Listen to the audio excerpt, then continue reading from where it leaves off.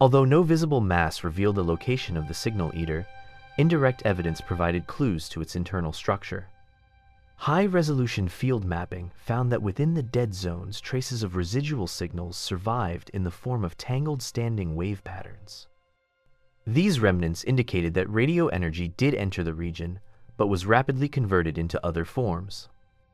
Changes in temperature and pressure were negligible, which suggested that the energy dissipated into microscopic degrees of freedom rather than bulk heating. To examine these finer scales, extremely sensitive instruments capable of detecting tiny fluctuations were installed. They recorded a constant background of faint oscillations at frequencies far below those of the incoming signals. These slow waves propagated through the tunnels like ripples along invisible membranes. When external transmissions increased, the amplitude of the slow waves rose accordingly, indicating that the anomaly transformed high-frequency radio oscillations into low-frequency modes that remained confined within the region for extended periods. This behavior resembled that of certain nonlinear materials in which complex interactions between charges cause energy redistribution among many modes. Yet the spatial organization of the effect implied a more intricate framework. The slow waves formed coherent pathways that matched the strands of the mapped dead zones. In effect, they outlined a hidden skeleton. The signal eater appeared as a network of field channels threaded through the air and dust of the tunnels, attached at multiple anchor points along cables and structural edges. The anchors manifested as tiny fluctuations in current and voltage on nearby conductors. Monitoring equipment detected irregular spikes and dips that did not correspond to normal grid behavior. These features were small enough to avoid triggering protective circuits, yet they revealed that the signal eater partially coupled itself to the physical infrastructure. Through this coupling, it likely harvested a steady trickle of energy and maintained its structure even when external wireless signals were scarce. At junctions where several strands met, the density of slow-wave activity increased markedly. These nodes acted like hubs in the network, coordinating the redistribution of absorbed energy. When radio traffic surged in one part of the tunnels, spread of slow waves emanated from the nearest node and passed along the network with measurable delay. Some nodes strengthened while others faded, demonstrating a shifting pattern reminiscent of synaptic reinforcement in neural tissue. This analogy gained additional support when the learning behavior of the signal eater was scrutinized. Complex test sequences that were repeatedly broadcast into a particular region became increasingly suppressed, yet when the transmission stopped for an extended period, the efficiency gradually declined. It was as though the network retained memory that required continual reinforcement. The decay time of this memory provided an estimate of how long the internal modes persisted before relaxing. Taken together, these observations encouraged a view of the signal eater as a distributed entity composed of electromagnetic oscillations, charge fluctuations, and interactions with existing infrastructure.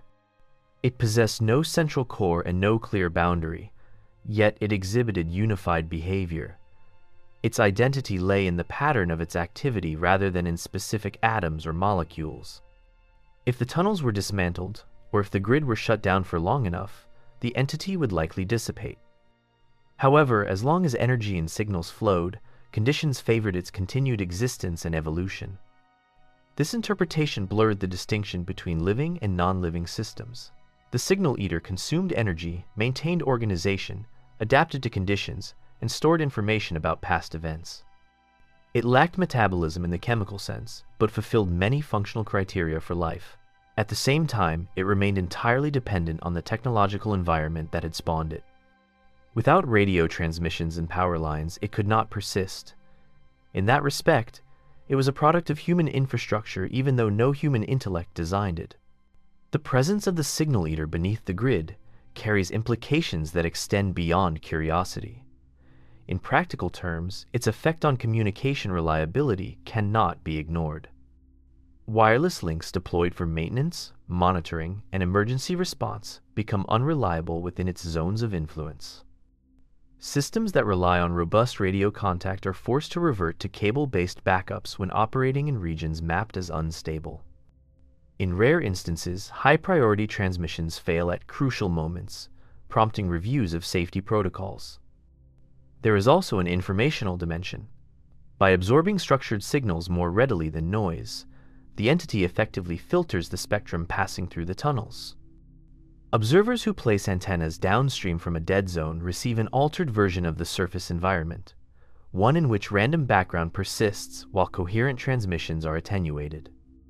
This selective suppression may slightly modify the distribution of interference in other parts of the city, though the effect remains subtle in comparison with ordinary sources of variation. More speculative considerations involve the potential for deeper interaction between human systems and the signal eater. Because it responds to patterns and displays memory, it can be probed with carefully designed sequences. Some investigators have experimented with training protocols, presenting repeated arrangements of signals to see whether the entity can be induced to form stable pathways or to open temporary windows of transparency. Results are preliminary, yet there are hints that deliberate conditioning might gently reshape the internal network, much as magnetic fields can align domains in certain materials. If such conditioning proves reliable, it could lead to methods of guiding the signal eater away from sensitive locations or of coaxing it to provide novel services. One imaginative idea envisions the entity as a vast adaptive antenna buried within the tunnels, capable of focusing or dispersing energy across the spectrum. By subtly steering its strands through controlled patterns of transmission, it might be possible to enhance reception in desired areas while damping interference elsewhere. In this scenario, the entity becomes an informal partner in the operation of the grid. However, there is a cautionary aspect. Any system that adapts to stimuli and stores information carries the possibility of unintended behavior. The signal eater already reorganizes itself to exploit new sources of energy. As urban infrastructure evolves, the nature of signals traveling through it changes.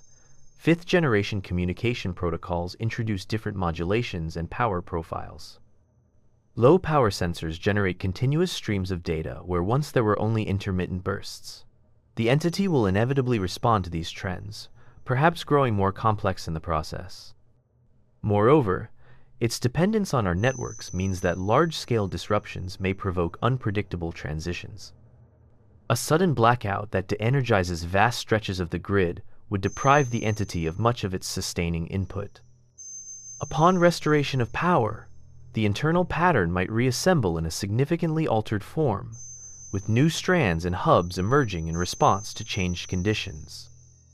The possibility arises of a threshold beyond which the entity shifts to a different behavioral regime, analogous to a phase change in condensed matter. In a broader philosophical sense, the existence of something like the signal eater underscores the capacity of complex technological environments to give rise to emergent structures not anticipated by their designers. Just as ecological networks form within forests and oceans, networks of fields and flows arise within circuits, cables, and airspaces shaped by human construction. Most of these structures remain transient, but occasionally a pattern attains enough stability and feedback to persist and to influence its surroundings.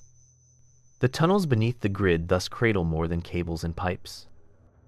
They nurture a subtle presence woven from radio waves and electric pulses, a predator of signals that drifts through the dark in search of structured energy. Whether regarded as organism, artifact, or something between, it stands as a reminder that where energy moves and information flows, new forms of order can appear. In the quiet spaces below the streets, that order has taken the form of a vast, invisible consumer, the signal eater that lives in the silence it creates. Beneath many modern cities stretches a second landscape, an ordered maze of service tunnels and access corridors that follow the routes of power lines and communication cables. Concrete walls sweat with condensation. Metal conduits line the ceilings. At regular intervals, junctions branch away into darker passages that carry cables toward distant districts. For decades, these underground routes have provided a stable environment for the flow of electricity and information. Vibrations from trains and traffic pass faintly through the walls, while above-ground life depends on what runs through these confined spaces. In most sections, the electromagnetic environment follows predictable patterns. Power cables hum at familiar frequencies. Data lines carry pulses that repeat in cycles.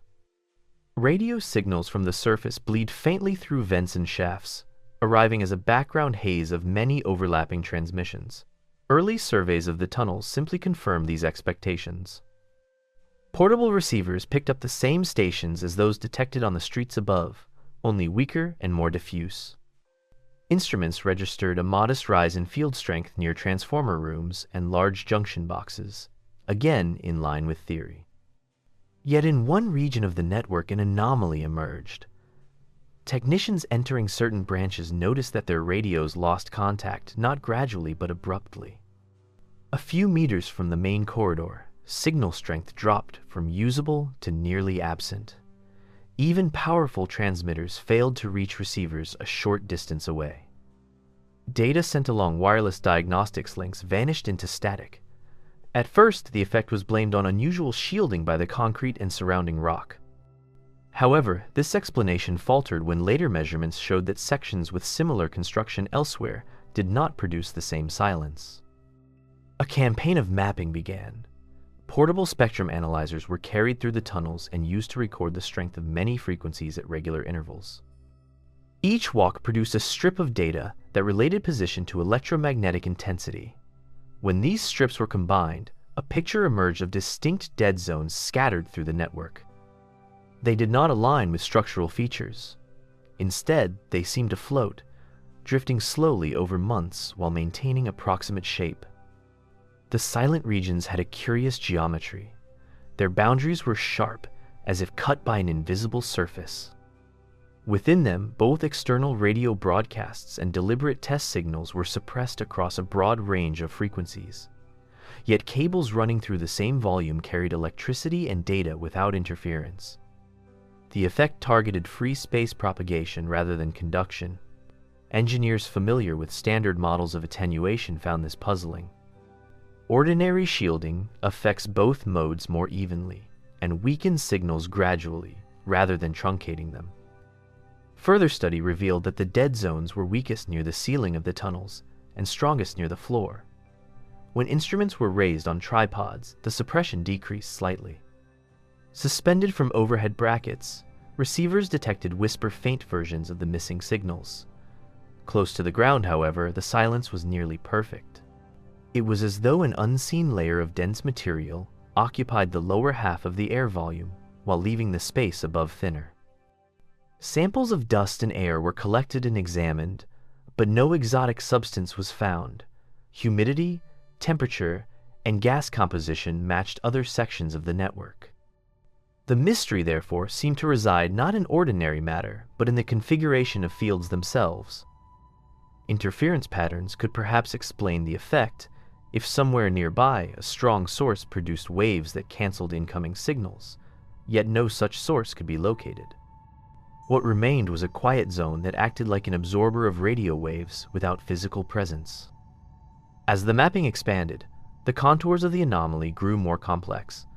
Separate dead zones appeared to connect in narrow strands that threaded through junctions and past bends. In some cases, a strand ended abruptly against a blank wall. In others, it looped back to rejoin itself, forming enclosed volumes where even high-powered transmissions vanished. The pattern suggested not random patches, but a continuous structure that wove its way through the underground grid. Understanding the anomaly required new methods. Static maps of field strength conveyed only snapshots of a dynamic phenomenon. Sensors were therefore installed at fixed locations within and around the dead zones, and their readings were logged over long periods. The resulting time series revealed that the suppression fluctuated.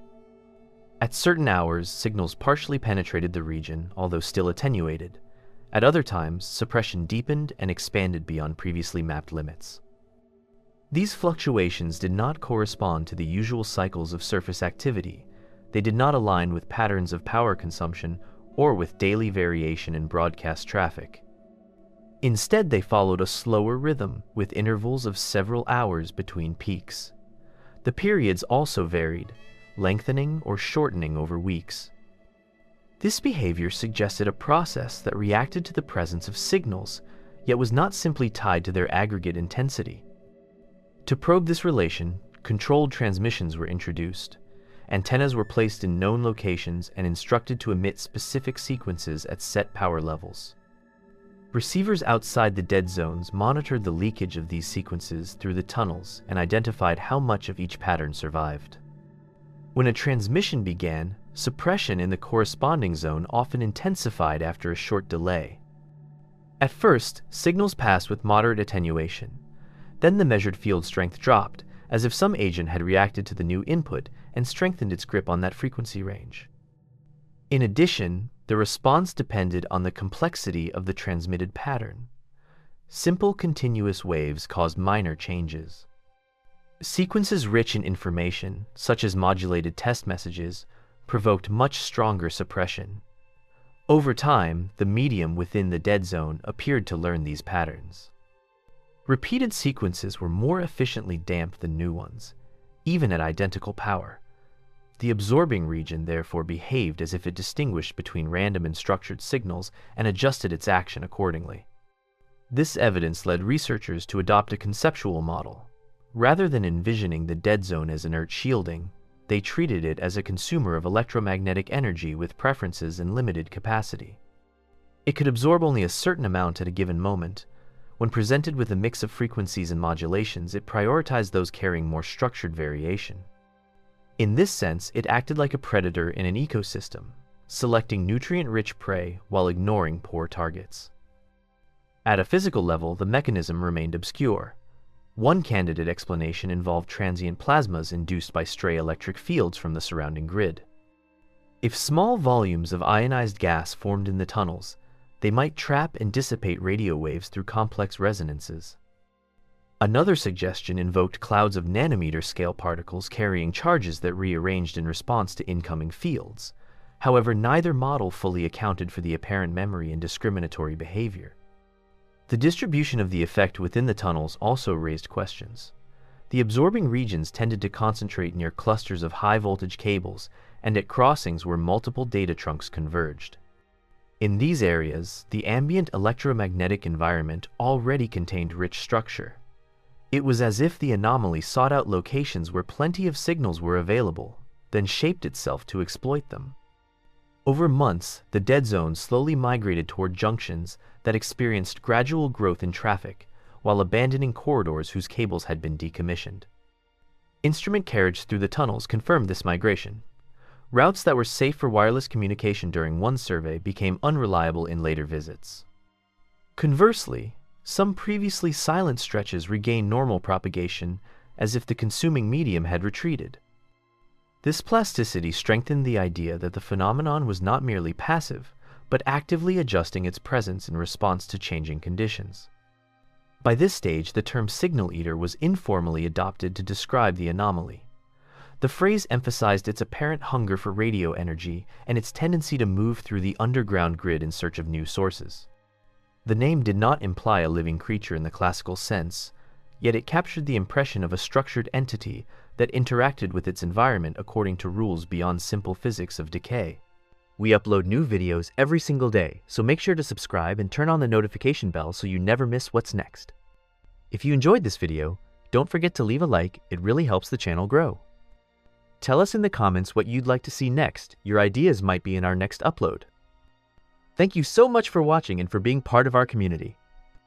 Stay tuned, stay curious, and we'll see you in the next video.